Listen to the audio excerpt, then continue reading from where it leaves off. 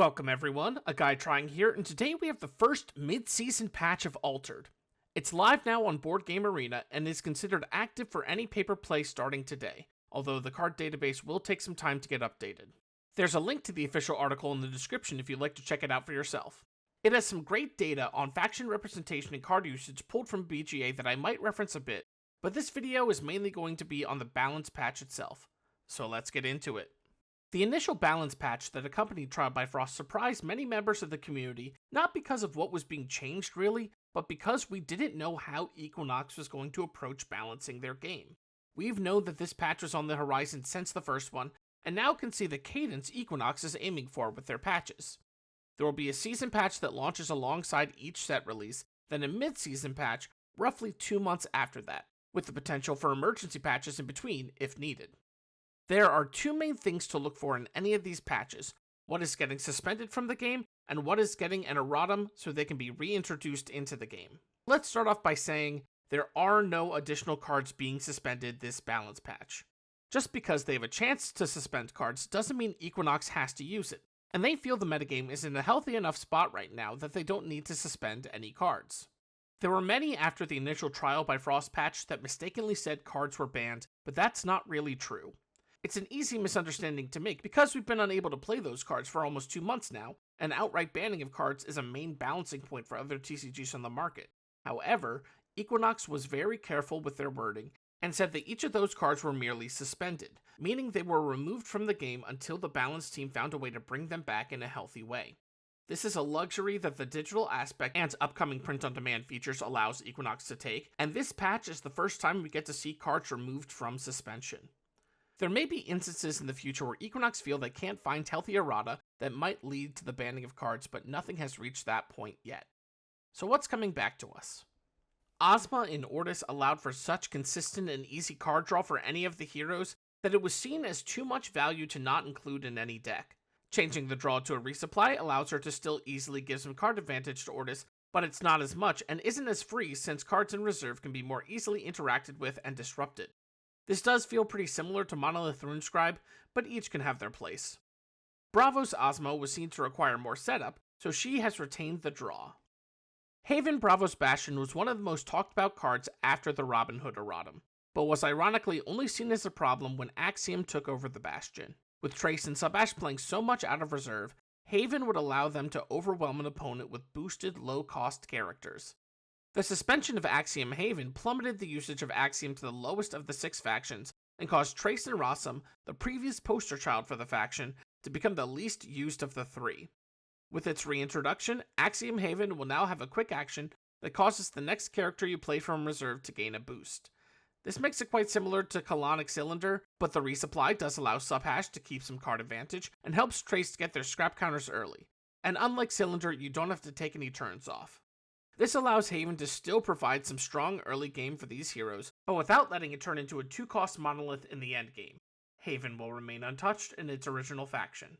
There were 3 sets of uniques that were previously suspended: Moonlight Jellyfish in Izmir and Axiom, Foundry Armorer in Bravos, and Garruk Revered Duelist in Bravos and Lyra, due to the possibility of them creating infinite loops.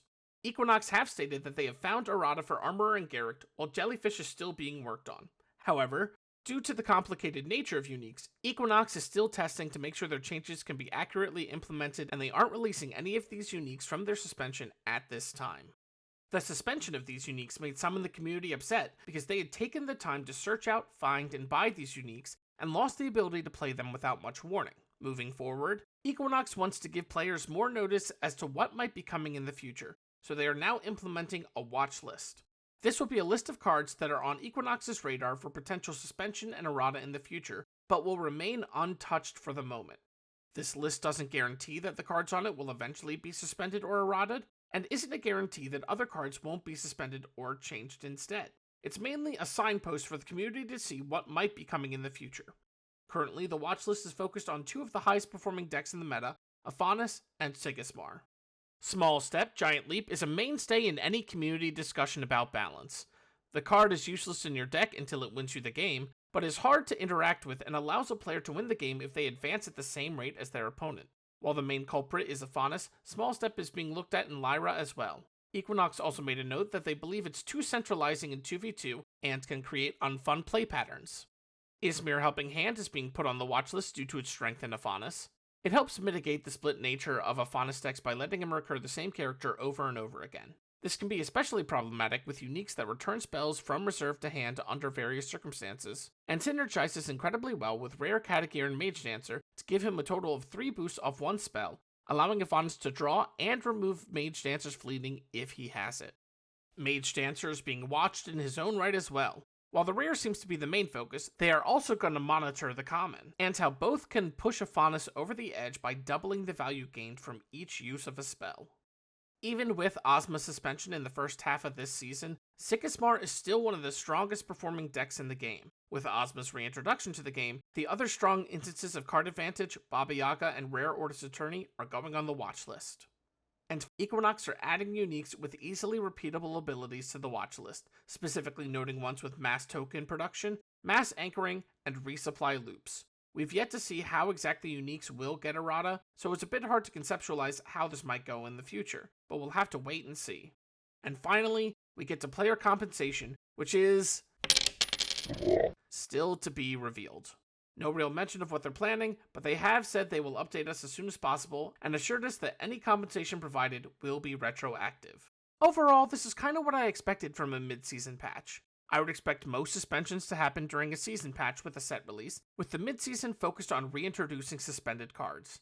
There are plenty of people who probably wanted some major suspensions in this patch, but with the Tumult Championships coming up soon, I don't think Equinox would want to do drastic shifts in the meta that completely recontextualize the game right before their first elevation of the organized play system.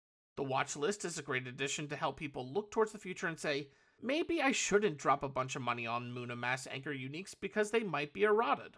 The changes to both Ozma and Haven seem fine, even though they are pretty similar to already existing cards. Haven seems underwhelming just looking at it, but that's probably because it used to be so powerful. The more I linger on it, the more I feel I like the change though, so we'll see. I'm very curious to see their changes to the uniques, because that will be a major insight into how Equinox might balance moving forward. And it sucks that there's still no news about player compensation, but I'm gonna hope that any news on that front will arrive shortly after any news with print on demand. Equinox will be doing a streamed AMA on March 31st if you want to hear more from them about the patch or ask them your questions, so be sure to check it out. Thanks everyone for watching. I hope you found this helpful in some way. If you did, feel free to like and subscribe, but if you made it this far, just know that I'm happy you stayed with me this long. I know I haven't posted in a while and I'm sorry about that. I'm still very interested in this game and I'm going to locals twice a week currently for it, so I don't want you to think I've been giving up on the game or anything like that. I just wasn't sure how mid-season patches would go, and was worried something similar to the release of Trial by Frost would happen, where I had a bunch of content prepared that got completely recontextualized by a balance patch. I've also been working heavily on a guide to card advantage and tempo in Altered that's gotten way too dense, and I need to rework it so it's not just some college seminar on cards, math with cards, and cards with math. So again, I'd like to apologize and thank you for your patience. I'm hoping to get some deck guides out leading up to the Tumult Championship, and will try to find space to get my Basics of Altered stuff out as well. In the meantime, let me know how you feel about the mid-season patch and the general state of Altered currently. That's all for now, but I hope we see each other again.